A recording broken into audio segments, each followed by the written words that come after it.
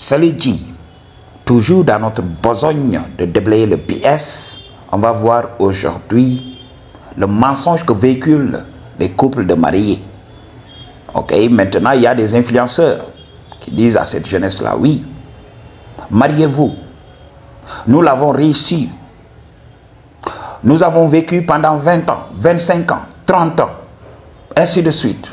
Oui, nous avons réussi. Le secret de notre couple, c'est l'entente, la compréhension mutuelle, la confiance mutuelle. On se dit tout. Il n'y a pas de secret entre nous. Et ces jeunes se disent, oui, maybe je devrais essayer. Alors, il faut comprendre ceci. Disclaimer avant. Je ne suis pas là pour attaquer les mariés ici. Je suis là pour vous donner la vérité. Alors, pour vous qui êtes mariés, vous allez tout le temps me dire, oui, pourquoi il faut qu'il soit rabat-joie tout le temps? Pourquoi il ne se contente pas de fermer les yeux et de passer à autre chose? Non, Mathieu, je suis là pour dire la vérité. Tu es sur rien que la vérité. By CIA, je suis là pour donner la vérité. N'en déplaise à certains. Ok? Mais il faut comprendre le game. Alors, pour beaucoup d'entre vous, vous allez me dire, oui, je viens de rencontrer Binta, cette femme-là qui m'a tout donné. Elle est là pour moi. Elle est fidèle à moi. Pourquoi le dit, il vient pour me raconter ces histoires-là? Non, m'a dit. Ça n'a pas toujours été rose. Toi-même, tu sais ce que je dis. Alors, mieux vaut dire la vérité. La misère aime la compagnie. En général, dans la société, 90% des conseils que l'on reçoit viennent de la misère, viennent de la souffrance. Les gens ne veulent pas souffrir seuls. J'avais parlé de ça. Quand tu vois des gens qui te disent, oui, lève-toi, il faut travailler dur et tout ça. Non, il ne veut pas être seul.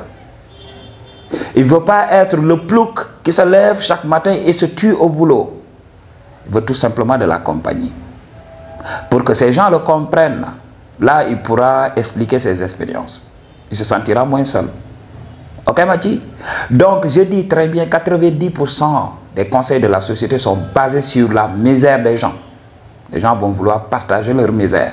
Et toi, tu vas croire que oui, ils veulent ton bien. Et tu vas tomber dans le piège. Ok, Mathieu?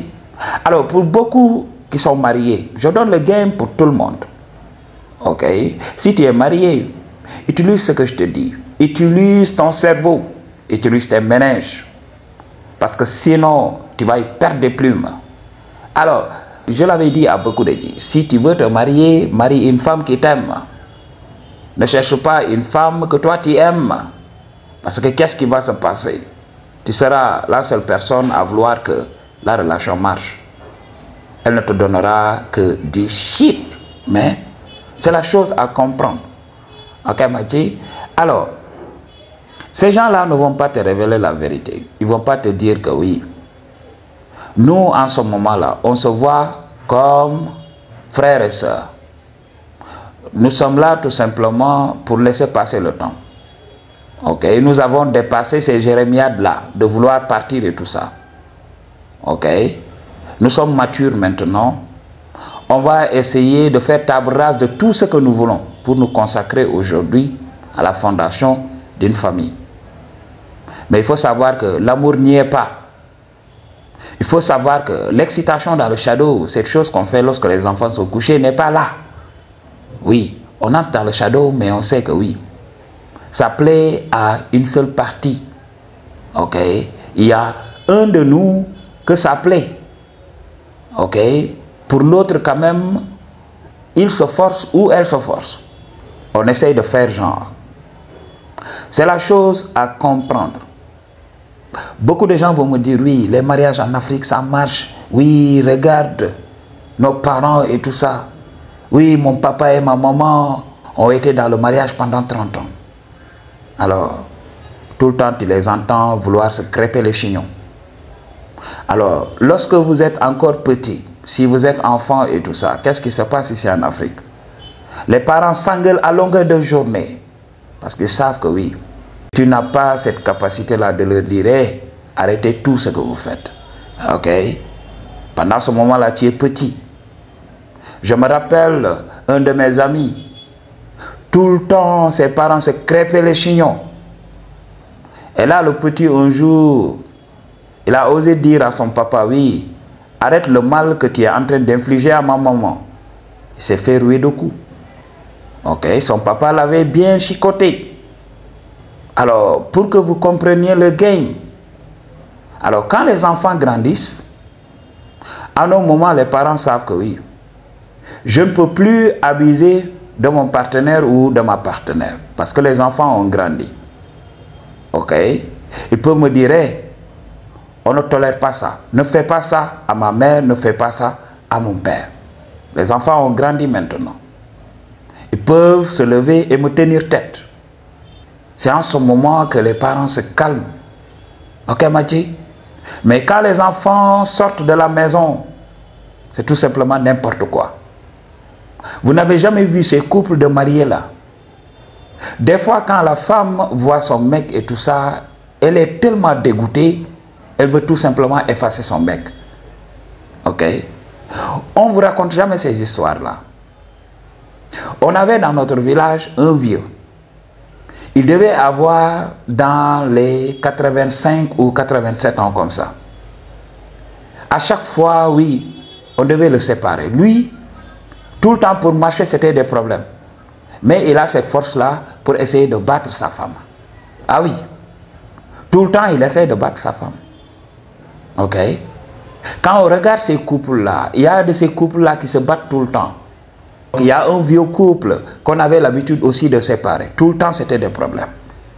Jusqu'à ce que le mari rejoigne ses aïeux et là, la femme pousse un ouf de soulagement.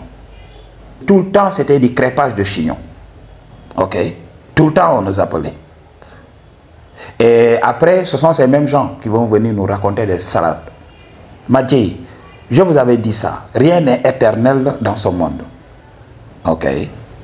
Tout va finir. Alors qu'on se prépare en conséquence. Je ne nie pas le fait d'avoir une femme. Le fait de vouloir fonder une famille. Oui, vous pouvez vous marier. Mais quand ça finit, ça finit.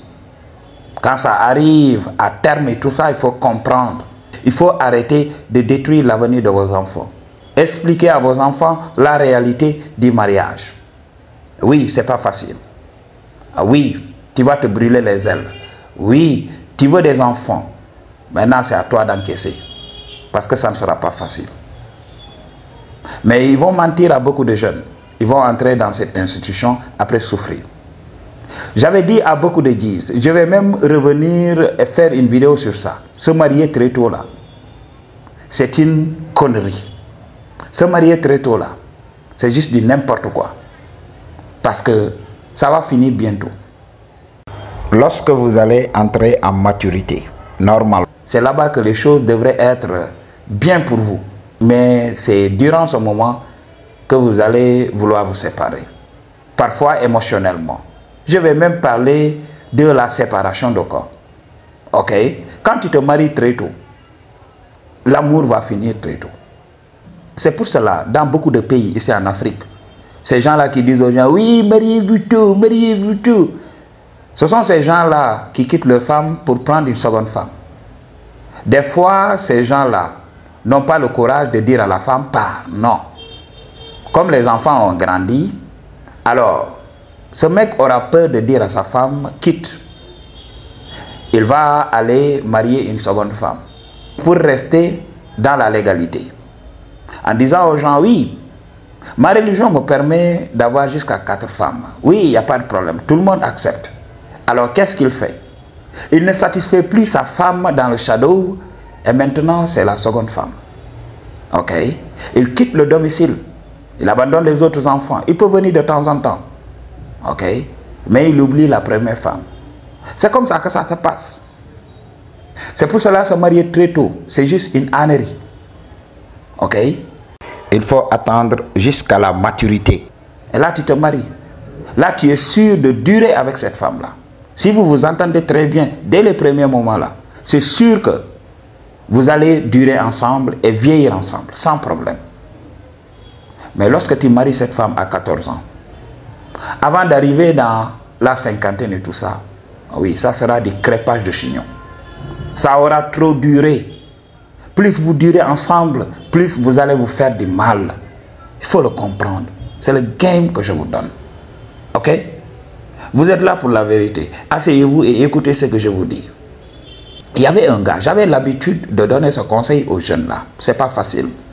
Ok? Si vous voulez vous marier, il faut comprendre ce qui existe dans le mariage.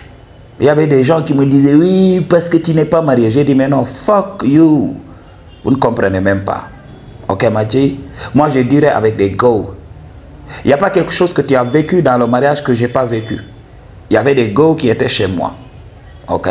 J'ai reçu des go chez moi. J'ai entretenu des enfants. Les enfants des autres. Parce que je ne voulais pas les regarder souffrir. Ok? J'ai fait tout ce que tu fais. La dépense quotidienne là, que tu cries sur les toits là, que je suis responsable parce que je donne la dépense quotidienne. Je donne 2 fois plus que toi parce que je nourris les enfants des autres. Je nourris les enfants de mes soeurs, je nourris les enfants de mes cousins. Ok? Et je ne suis pas leur père. Donc il faut le comprendre. Si c'est une question de dépense quotidienne et tout ça, je le fais. Ok?